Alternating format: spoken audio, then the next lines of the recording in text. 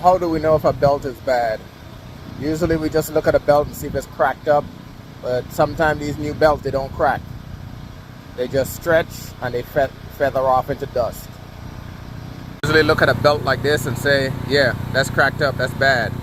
Yeah, it is definitely bad because it's cracked up, but most of it is worn all the way down to where the grooves are so wide, so that's going to cause a lot of slippage. Now this vehicle, the belt isn't cracked up, but the tensioner is at the end of its travel. It's supposed to travel this way, but the belt is at the end of its travel, so the tensioner can't pull the belt any tighter.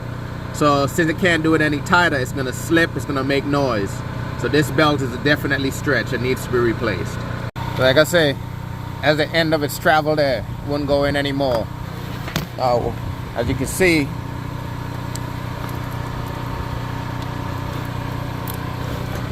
I'm going to take the belt out of the way and it doesn't go in anymore. That's because the belt is stretched and that tensioner is at the end of its travel. So that's why we're replacing it. We're comparing the old belt and the new belt. The belt is not cracked up or anything, but it's worn and feathered away. So the grooves are all the way down on all the pulleys. So that is why it's all stretched out, bringing the tensioner to the end of its travel.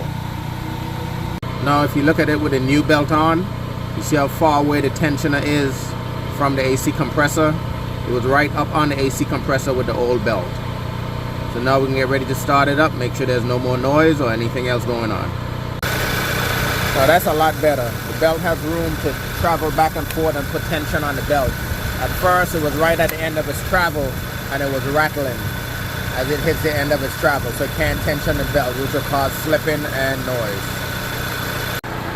These are two examples of bad belts. This one is feathered away, where stretch had the pulleys at the end of its travel, causing rattling noise and slipping noises. This one is pretty much the same way, but it's all cracked up. So those are two things that you could look for when you're checking your belts. Make sure you check your belts regularly, and if you hear any noises, have it checked by a mechanic.